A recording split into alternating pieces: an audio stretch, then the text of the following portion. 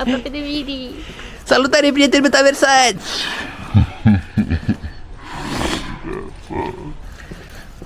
Ia uite.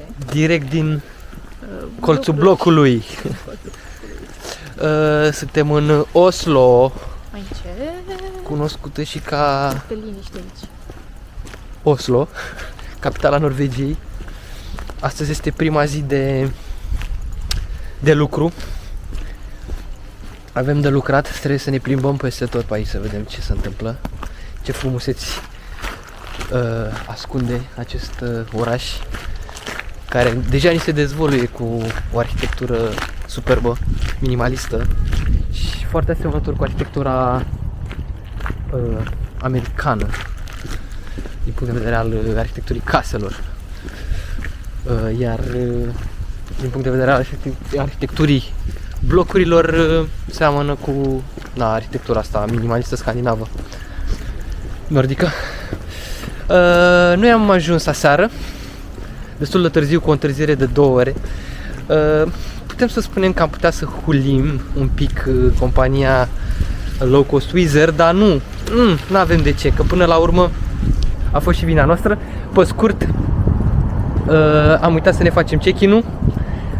Check-in-ul online pe care poți să-l faci cu maxim 3 ore înainte. Deci dacă intri în mai puțin de 3 ore până la decolare, nu prea poți să mai faci check-in-ul online, care e gratuit, și atunci va trebui să-l faci. Noi nu știam, că nu ne-am mai întâlnit cu situația asta. Poți să-l faci, poți să faci check-in-ul din aeroport, dar conform cu site-ul Wizz Air plătești o taxă de suplimentare de 200 de lei, mă rog, 40 de euro cel puțin de persoană. Deci noi ar trebui să mai plătim încă vreo 400 de lei pentru zborul ăsta, ceea ce n-ar fi fost... Suntem niște retardați. Pentru că suntem niște uituci, ne-am grăbit, ne-am luat cu altele și am uitat total de check-in. Prima oară când ni se întâmplă chestia asta. Asta e, se mai întâmplă și necazuri în viața omului. Ce să facem? Ideea e că acești 40 de euro, da, deci în total trebuia să plătim 4 milioane și cam era prețul biletului dus întors pentru amândoi, că noi am prins chiar un discount foarte bun. Acum o săptămână și ceva am luat biletele astea către Oslo cu 460 de lei dus întors pentru amândoi. Adică super ofertă.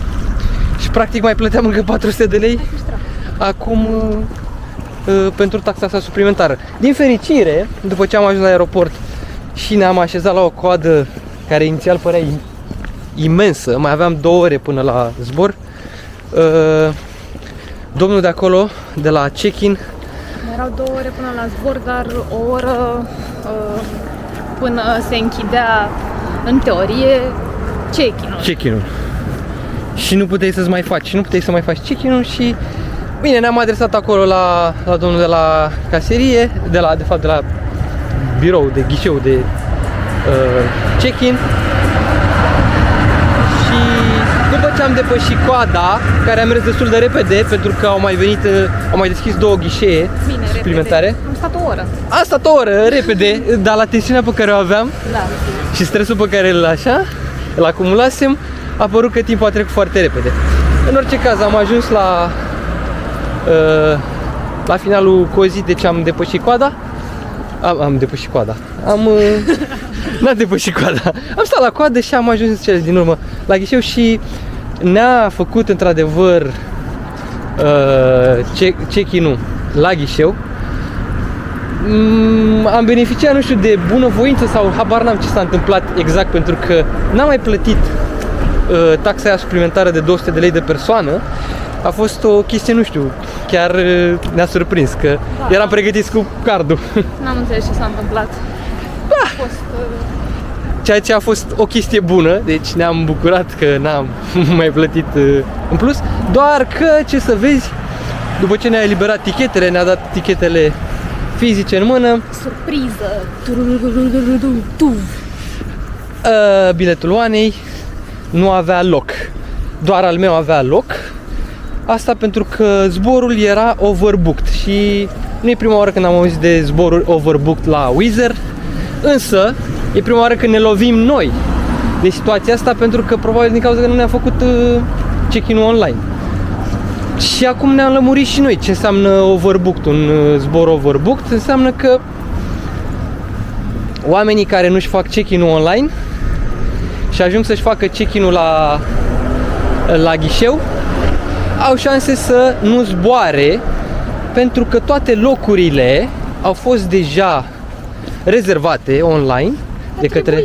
sau cumpărate. Exact. În funcție de ce ai ales. Dacă ți-ai ales locul și ai mai plătit o taxă în plus sau ai ales random allocation. Și atunci, dacă toate locurile sunt deja asignate, pasagerilor nu rămâne decât să aștepți la coadă să vezi dacă nu ajunge un pasager, nu ajung doi, nu ajung, astfel încât să ocupi tu locul respectiv. Asta s-a întâmplat cu Ana. Oana era prima în capul listei de așteptare. Era fix prima persoană. Atunci a început de fapt stresul, că ce să facem? Trebuia să ne hotărâm. Zburăm, nu zburăm, banii erau plătiți și de cazare și tot. Și până la urmă am avut noroc. Mă rog, noroc nu, că inițial ne-a anunțat că și zborul va avea întârziere. Da, o oră, ceea ce s-a întâmplat. Deci am decolat, de fapt, chiar cu o oră... O oră și ceva. Am decolat la 8. Da, am decolat la 8 și trebuia să decolăm la 6 și un sfert după amiaza și am decolat la 8 seara. Deci o întârziere de aproape 2 ore. Și în momentul ăla am zis gata, nu, e clar, deci toată lumea o să ajungă, pentru că are și întârziere, n-are nimeni cum să rateze zborul în moment ce există și o întârziere semnificativă. Și atunci, da, panică, îi trece și noi. Norocul a fost că într-adevăr n-au ajuns toți oamenii la zbor și din 180 de locuri câte erau normal pe zbor, au ajuns în jur de 160 și ceva. Deci undeva în jur de 20 de oameni n-au putut zbura. N-au ajuns la zbor. Ceea ce mi se pare imens. Și acum cumva înțeleg de ce Wizz Air-ul alege să, fiind o companie low cost, încearcă să-și optimizeze cât mai bine costurile și profitul, astfel încât... Bine, dar ei banii deja le-au luat pe biletele respective. Acum că oamenii n-au ajuns, ei nu era ca și când ieșeau în pierdere pe sport. În schimb au alte costuri. Mai bondar. Au alte costuri ascunse. Oana tocmai ce s-a speriat de un bondar. Era un bondar mic și blând care nu înțeapă, nu mișcă. Uite. Nu mai gata, a zburat, stai că dai peste cameră. Băi! A zburat. Hai să trecem. Leșin. Oh, uite ce aglomerație. S-a aglomerat un pic intersecție aici. Primul trafic jam pe care îl vedem în Norvegia.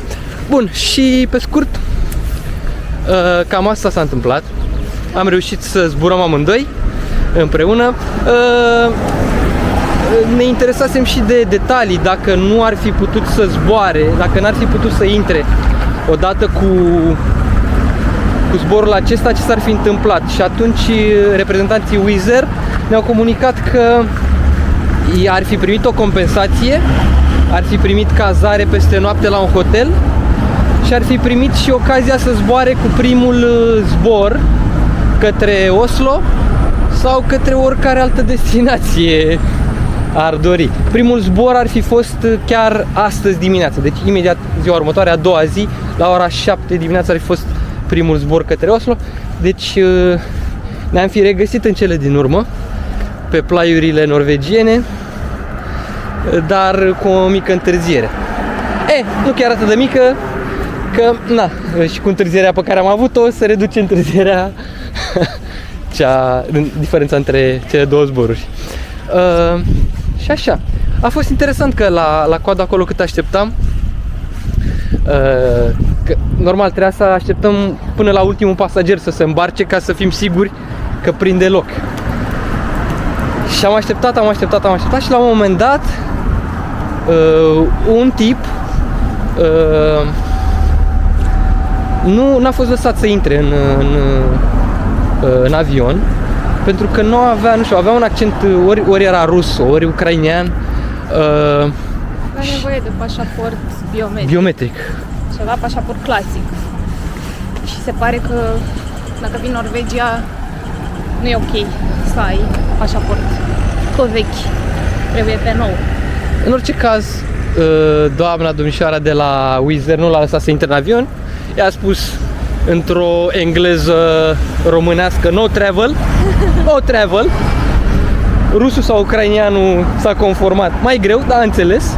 Și în momentul ăla am izbucnit și noi, sau ne-am relaxat un pic, că eram așa, ne-am gândit, băi, gata, deci dacă nu lasă pe ăsta să zboare, probabil e șansa ta. E șansa ta, ta-ra-ta-ta-ta.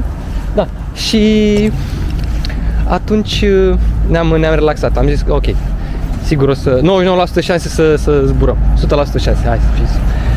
Și asta a fost întâmplarea noastră. Stresant. Oana era verde, roșie, toate culorile. Era terminată. Era tot nervii. Era super stresată și nu putea nici să mai vorbească.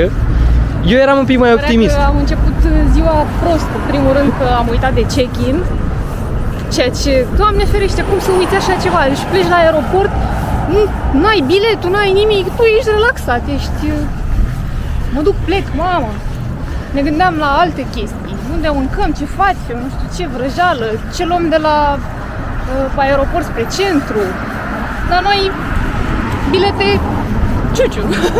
Niciodată nu o să mai repetăm treaba asta, o să ne punem un reminder, o să ne punem o notificare, ceva, să ne anunțe. Până acum primam o notificare de la Wizz Air pe aplicație sau un mail, ceva, în care spunea să-ți faci check-in-ul mai devreme, dar de data asta nu s-a întâmplat.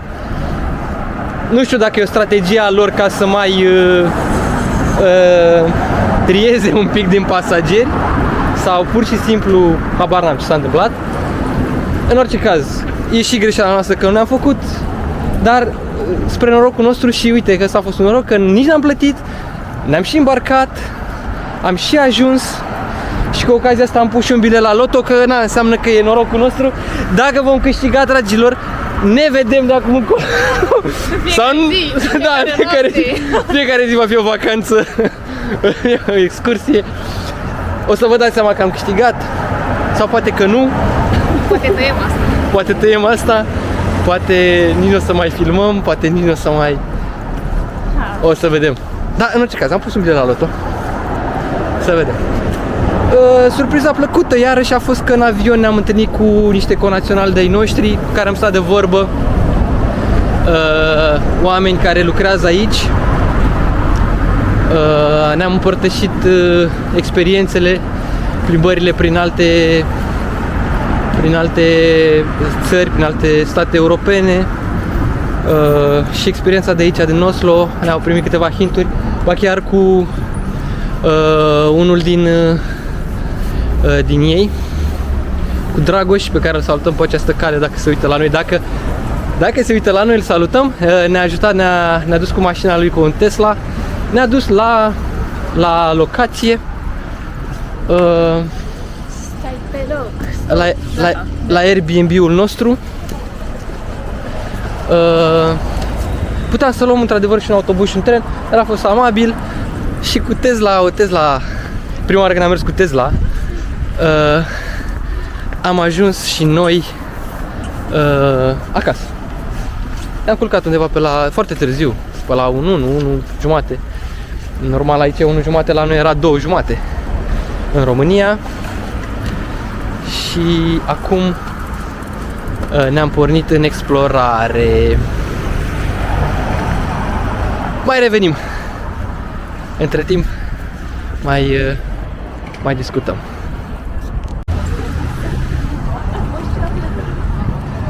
Iată că am ajuns la clădirea TVR-ului din inima Oslo.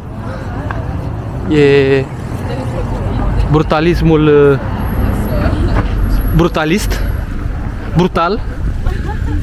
O piață destul de interesantă. Pe aici, nu? Pe aici.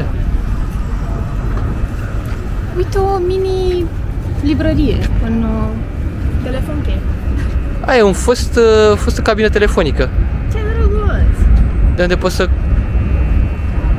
Nice! Hai să mergem. Să? Nu știu. Hai pe aici deocamdată. Hai să vedem. Ui, cald, bă!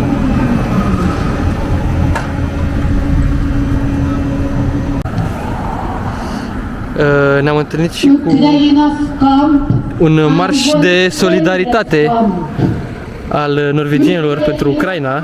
Iată și un steag norvegian. Habar n-am ce spun. Cred că îl înjură pe Putin sau ceva, habar n-am. Da. În orice caz,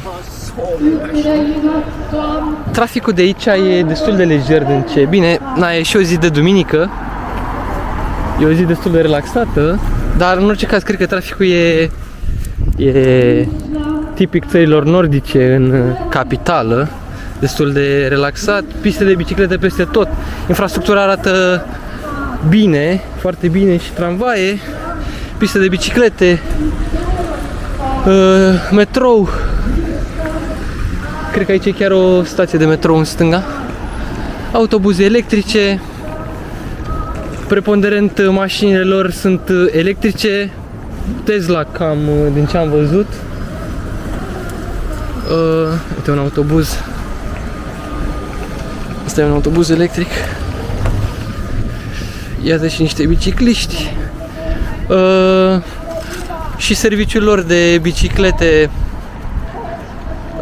de închiriat undeva la cât am zis noi, parcă 65, nu, 35 de coroane.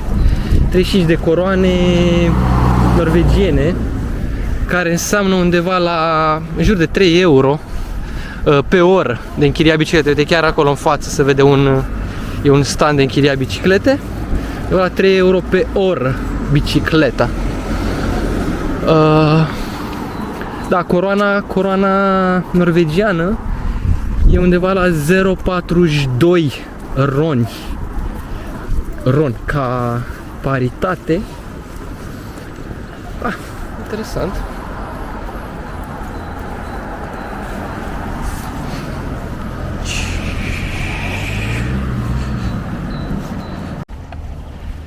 Vremea este excelentă, sunt undeva la 11 grade. E mai cald de atât, că e și soare și un real feel probabil de 30 de grade. Nu mai bine să vizitezi Palatul Regal din Oslo. Secolul XIX, cică. Secolul XIX, uite și un băiat aici, ce faci? Ai noroc. Uite Palatul Regal, poftim. Gratis. Te duci și vizitezi gratis, te duci. Lumea asta stă la coadă. Păi, intră sau se întâmplă ceva, o chestie? Nu mă, să dă pâine gratis la ăștia aici. Covrici și pâine. Cine vrea, alimente de bază. Făină, ulei, zahăr, sare. Ajutor social. Oamenii ăștia, da, sunt ajutoare sociale aici. Asistați, exact, da. Și primesc... Nu pe bune, asta e o coadă sau așteaptă să vadă ceva? Probabil așteaptă la... ceva, vreo execuție în public. O decapitare. În fața Palatului Regal. Nu, cred că e schimbarea gărzii sau ceva. Ceva, sunt niște băieți care fac niște scheme. Fac niște scheme. Și băiatul ăsta la alt care, de fapt, sunt doi. Care controlează mulțimea furioasă.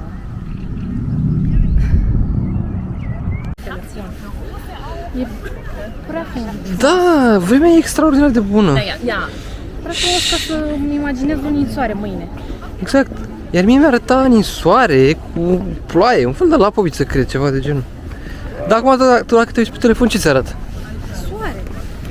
Ți arată vreme de plajă, a? Da.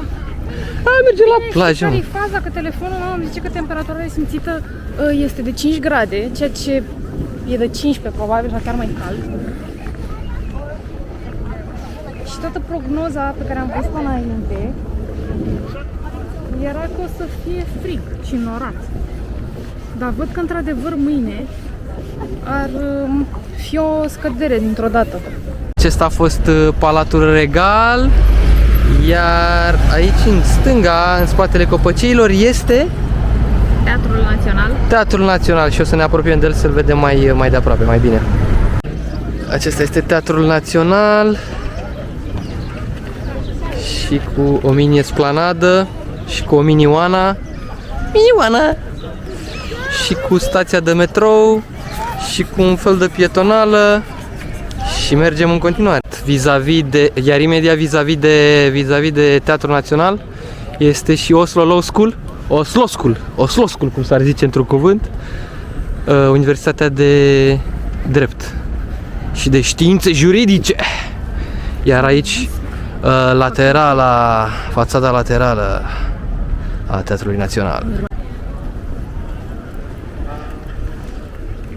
Și o clădire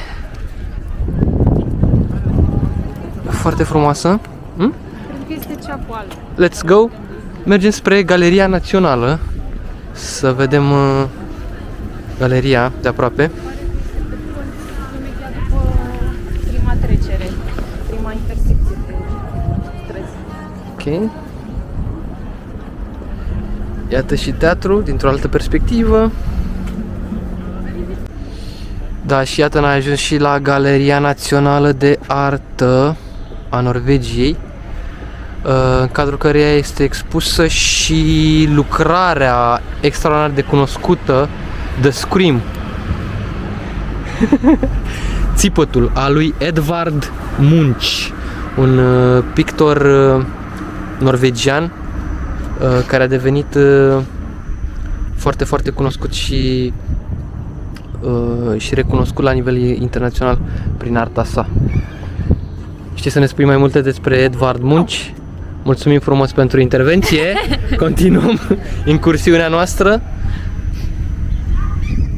Câteva cuvinte și despre Palatul Royal pe lângă care am trecut. Într-adevăr, este o construcție din secolul al XIX-lea, unde a servit regele Oscar I al Norvegiei pentru prima oară acolo, și este în continuare rezidența oficială pentru conducătorul actual, care este King Harald al V-lea. Într-adevăr, complexul a fost finalizat în 1849 și spectaculos, că are 173 de camere. 173 de camere, da, foarte interesant. Ni se spune într-adevăr că imagine interesantă sau imagine interesantă e Ioana acum când schimbarea gărzii la care am asistat și noi pentru câteva secunde, pentru că întotdeauna mi s-a părut super plictisitoare schimbarea gărzii. Nu înțeleg ce-i farmecă pe turiștii la, mă rog, ce e așa de spectaculos schimbarea gărzii. Nu fac vreo coreografie interesantă, pur și simplu au un marș lent și nu știu, îmi pare că se întâmplă nimic. Da, nu e nimic spectaculos, nu e o chestie, un saltimbanc, ceva, o chestie de circ, ceva funny, ceva spectaculos. Nu era. Da. Cam asta cu Palatul Regal. Aparatul Regal. Ne întoarcem. Spune-ne puțin, te rog frumos, despre această instalație sculpturală, așa cum ai denumit-o mai devreme. Ce este ea? Și cine a proiectat-o? Nu știu, se numește Olavs Plads, cred, chestia asta, piața asta, dar nu știu nimic. Extraordinar. Nu cunosc, n-am auzit, n-am văzut, bine, de văzut am văzut, dar... Câte detalii. Dar ce e foarte interesant e că în piața asta sunt niște copăcei foarte frumos înfloriți. Ia uite ce frumos. Deci că i-a nins. Și cred că mâine chiar o să ningă. Mâine chiar o să ningă și chiar foarte interesant, cu niște copăcei albi înfloriți și ninși în același timp.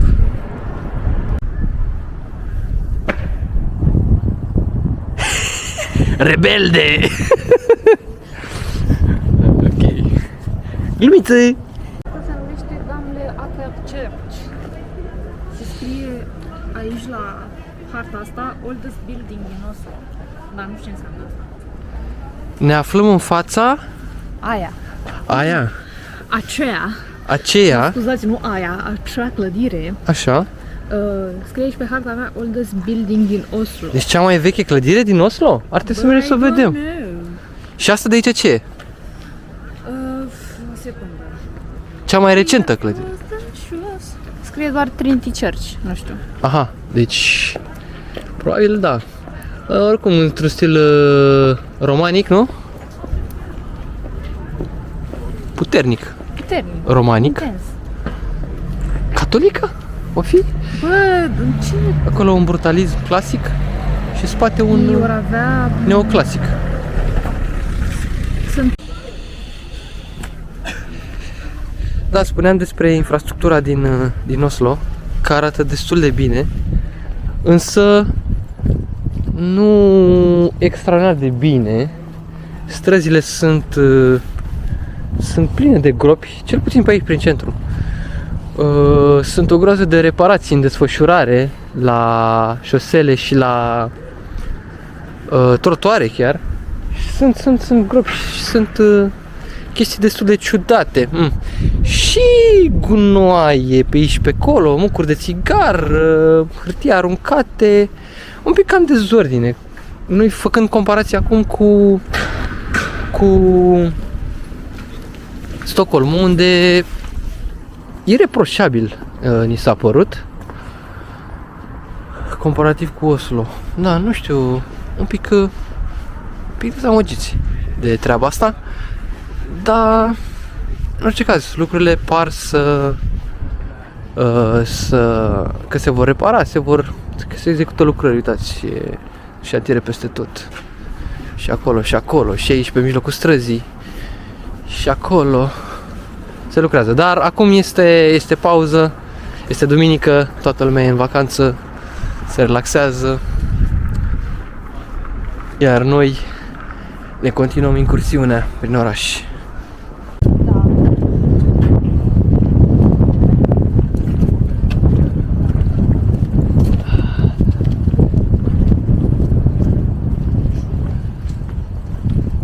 E un șantier chiar în centrul orașului. Șantier în desfășurare. Și o frumoasă pasarelă. Și o frumoasă minioană.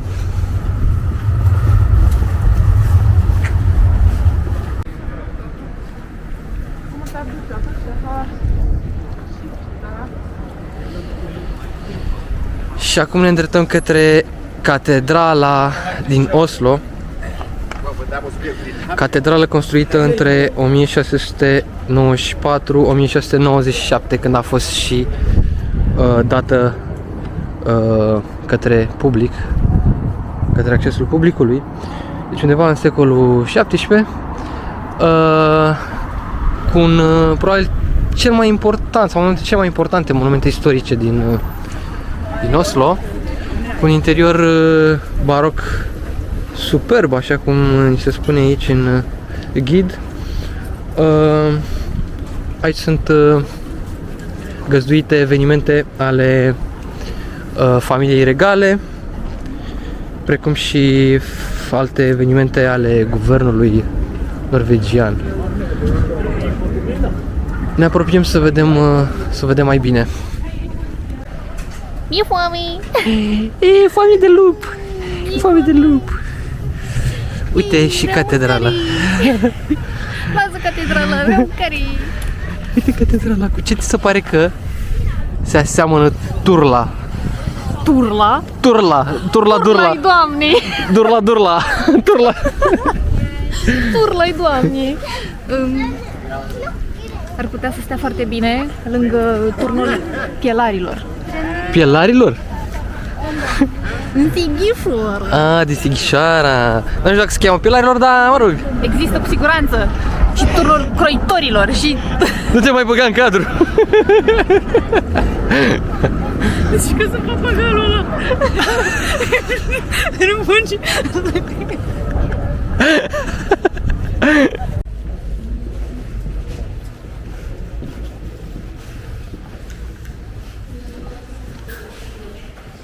Ne aflăm în interiorul catedralei.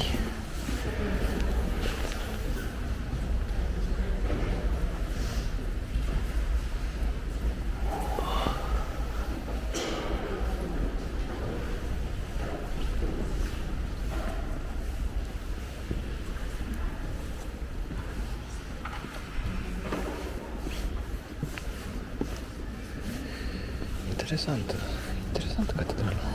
Sunt frumoase mozaicurile astea. Da, astea sunt mozaicuri. Ar putea să fie artă contemporană. Artă contemporană.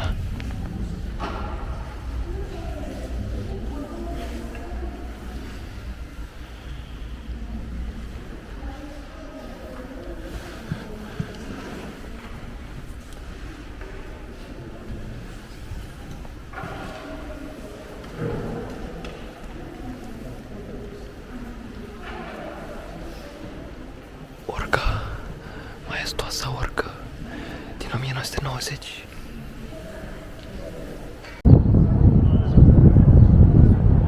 Trandafir de la Norvegia, te-aș iubi, da. Nu știu vorba. Da, o grădiniță de trandafiri metalici. Ceva interesant, hai pe aici, este că tavanul bisericii catedralei din Oslo, de fapt, nu e un mozaic.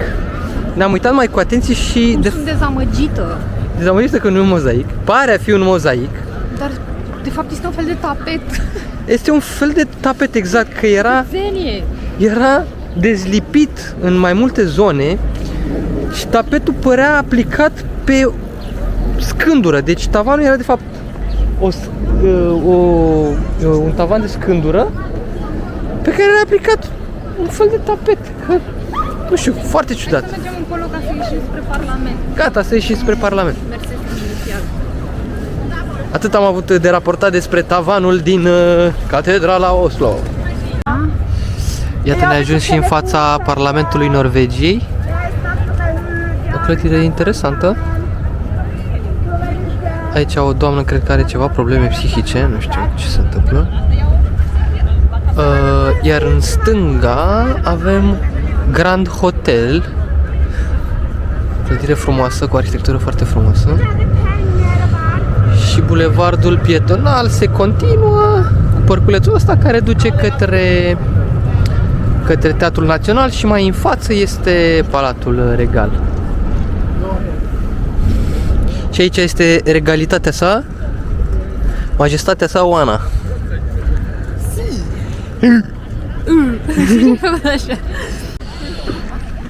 Am ajuns și în fața primăriei, mă rog, nu e doar primărie, că tot aici își are sediul și Consiliul Local din Oslo. Primăria, bineînțeles, pentru turiștii mai are și o altă funcționalitate, căci se găsesc și o multitudine de galerii, de studiouri și așa mai departe. Ea a fost construită între 1931-1950. E de un brutalism evident. Construcția este structura e din beton armat, dar după cum se vede e acoperită de cărămidă aparentă. Turnul ăsta din dreapta, destul de mare, are și un ceas, iar celălalt din stânga are aproximativ, se vede în spate, 39 de clopote care la un moment dat sunt trase și se aud în toată zona asta, superbă. De pe mal, deja suntem pe malul, după cum se poate vedea, sunt o groază de embarcațiuni aici. Și acolo un vas de croazieră uriaș. Acum dăm o tură pe aici. Am înțeles că se poate și vizita la interior. Există niște frește interesante în interiorul primăriei, în interiorul halei acestea. O să vedem dacă se poate intra. Am înțeles că e și gratuit turul. Tur ghidat chiar. Urmează să vedem ce e înăuntru.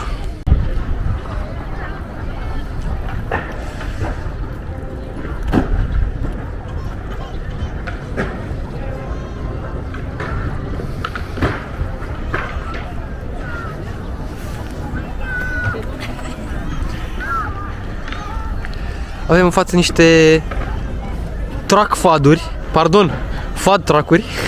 Fad. Fad track. Băi, e greu să și filmezi, să și vorbești, mă. Fad track-uri. Fad track-uri. Fad. Dar poate așa se numesc aici, mă, ce? Da, pe nu chiar scrie pe ele, fad track.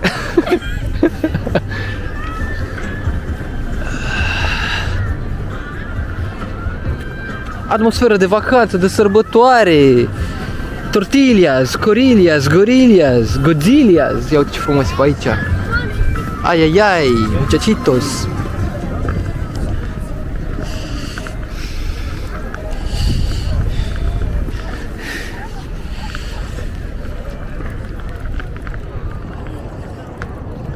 Yay, superb.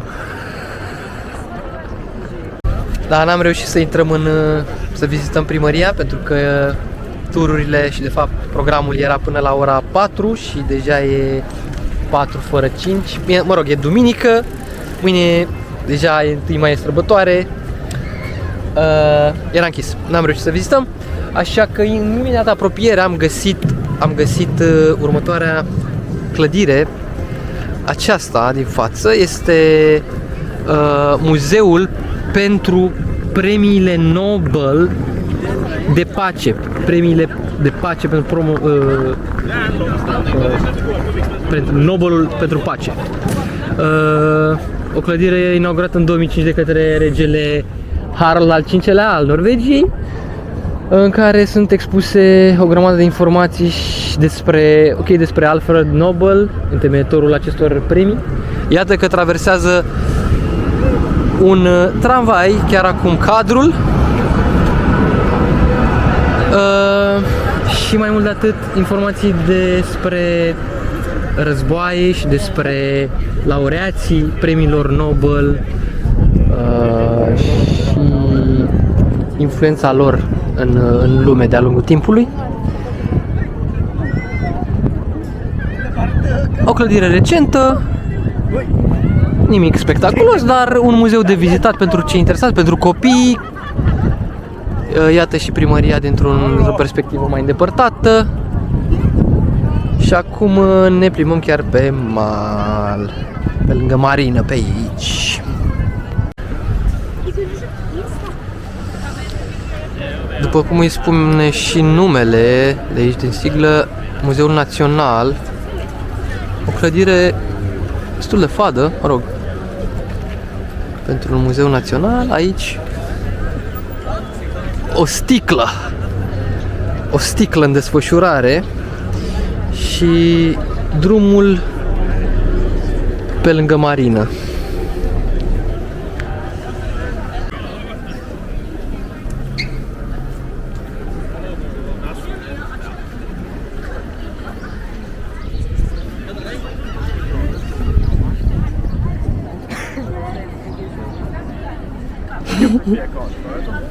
Cine e aici? Tatăl lui Ștefan cel Mare? Harapalb? Calul Harapalb. Oscar's Gate.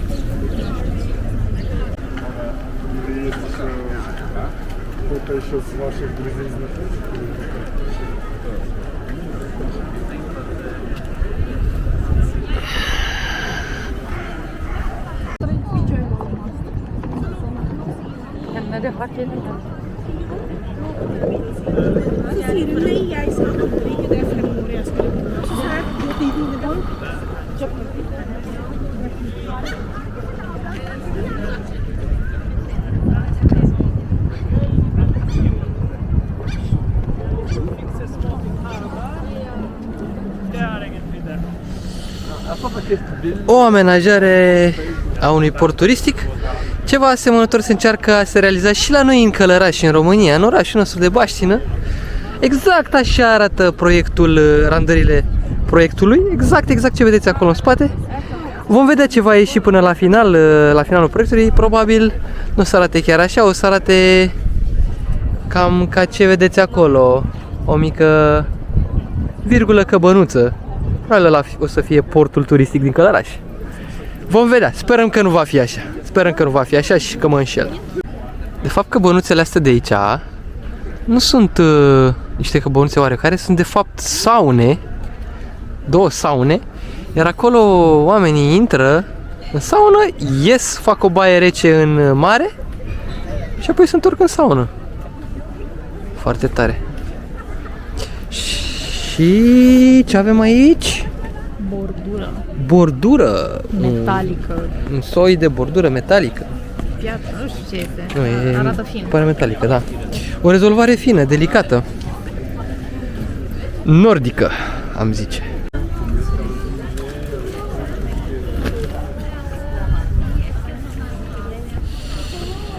Și iată ne-a ajuns în fața muzeului Astrup Fearnley. Nu știu dacă se pronunță chiar așa, e destul de greu de pronunțat. Acest muzeu a fost construit în 1993, iar în prezent este unul dintre cele mai importante puncte sau, să zicem, prezențe pe scena artelor din capitala Norvegiei, Oslo. Este Muzeul de Artă Contemporană.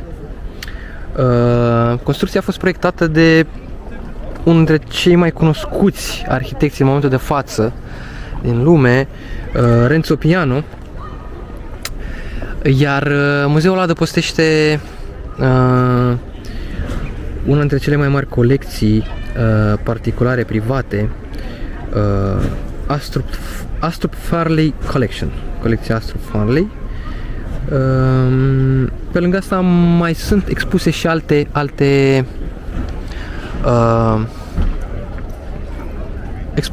expoziții temporare. De câte se poate observa, sau nu chiar atât de bine din aceste imagini, muzeul ăsta e format din 4 pavilioane. Sunt cele 2 din față, unde e această primă pasarelă care se vede sus, și mai sunt încă 2 în spate, unde e cea de-a doua pasarelă care traversează zona aceea. În total 4 pavilioane. O clădire senzațională, un proiect superb, un oraș superb, cu o arhitectură modernă, o arhitectură extraordinar de frumoasă și bine integrată. Foarte, foarte bine integrată.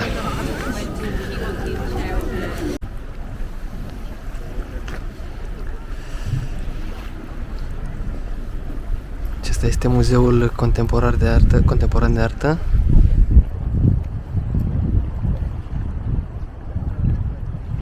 Iar aceasta este marina, zicem golful de aici din Oslo.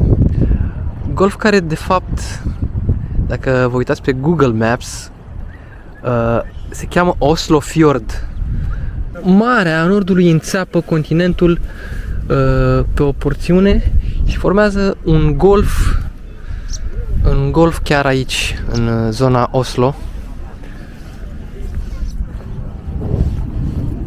O imagine foarte tare de aici, din perspectiva asta. Iată, și aici e o lebădă, nu?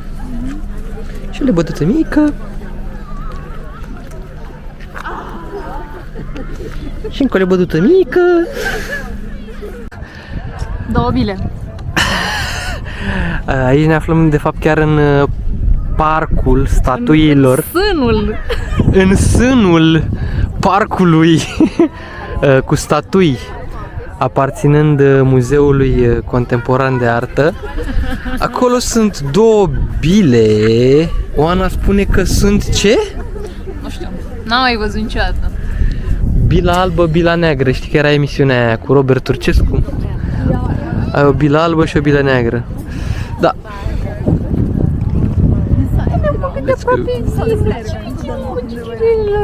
A venit între timp și 2 rățuște să o salute pe lăbăduță. Am aflat și ce se reprezintă cele două bile. Este o sculptură de Louis Bourgeois, Ice, din 1997. Aceea.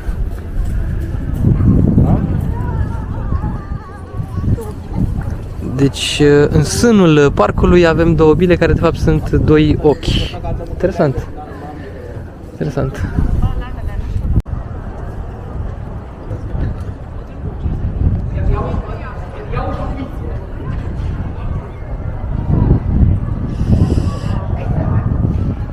Din interiorul celor 4 pavilioane, mă rog, în mijlocul lor. În mijlocul celor 4 pavilioane ne aflăm aici.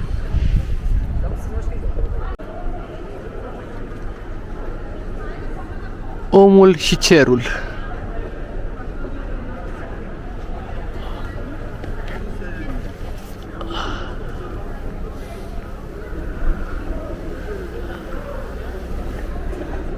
Oana și scările.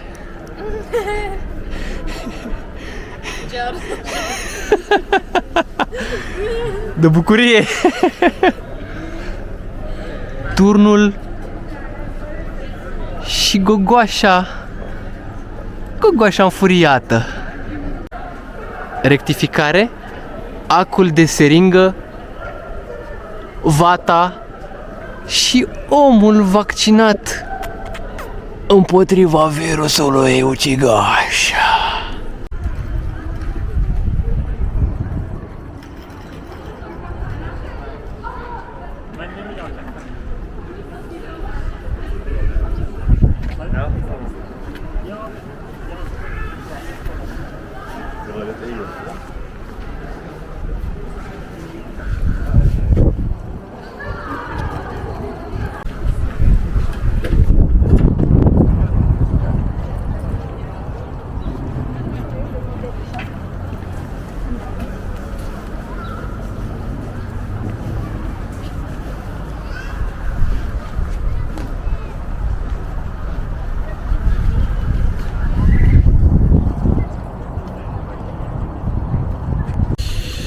Ne îndreptăm chiar acum către Akershus Castle and Fortress, care este un castel, o fortăreață,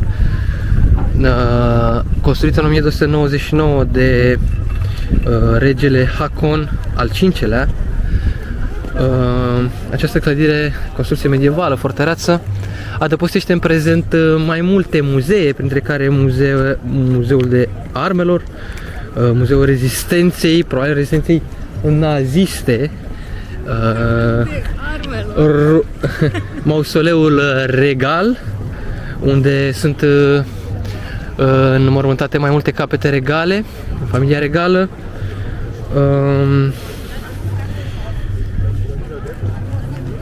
Să vedem ce e înăuntru. Turul nu este gratuit în interiorul lui, bineînțeles, dar se poate vizita la pas cetatea de la exterior.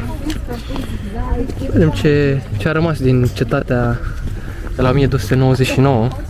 Cetate care a fost folosită și, cum spuneam, și între timp pentru când a fost Norvegia atacată de naziști.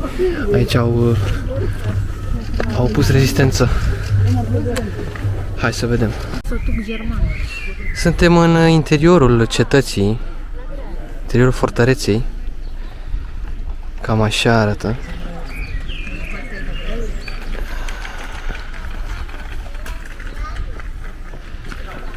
Fortăreața a fost ulterior folosită și ca închisoare, cum ajung de obicei fortărețele de genul ăsta, cu ziduri de genul ăsta, ajung să fie folosite și ca închisori, iar asta e un exemplu foarte bun. Un vas de croazieră uriaș, vasul Aida, iată și bărcile de salvare în caz de probleme, iar aici un belvedere chiar de pe marginea fortificației, de pe zidul de apărare asupra marinei din Oslo.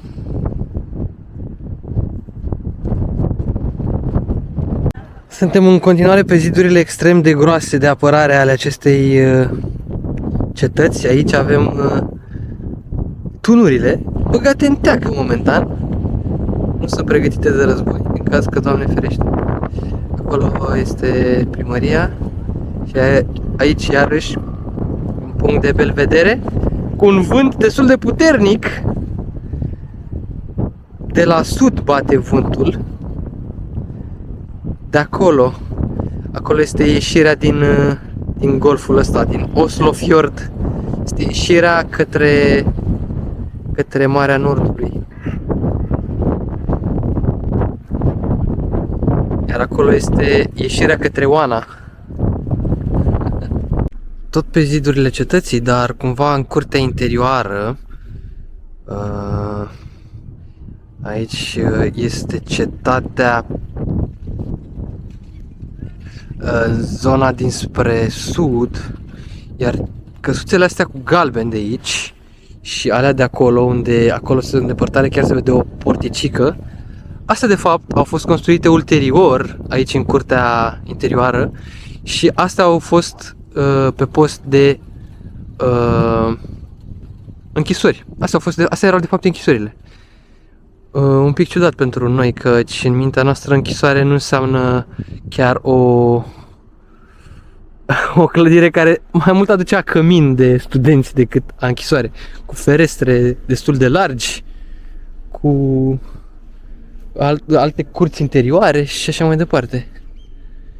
Da, mă rog, ăsta este conceptul lor. Și la vremea aceea. Armens Depot 1832. Un fel de brico depot al armenilor. Și acum în față avem clădirea operei. De fapt e casa operei din Oslo, care găzduiește Opera Națională a Norvegiei, Opera și Baletul Național al Norvegiei, precum și Teatrul de Operetă Național. Clădirea e una fantastică, are 1100 de camere și a fost construită în 2007 de către Snohetta, birou de arhitectură? Nu, de... Birou de balet și arhitectură? Acest proiect câștigător de premiu în 2008, premiu la Festivalul de Arhitectură Mondial din 2008 din Barcelona. A câștigat premiul întâi, precum și premiul Uniunii Europene pentru artă contemporană în 2009. Este ceva fenomenal această structură, premiată și recunoscută în lumea arhitecturii. Ni se prezintă faptul că pare că e ca un glaciar, sau cel puțin așa a fost gândit în vedere al conceptului, un glaciar, o formă a unui glaciar ce iese din apele fiordului din Oslo, de aici.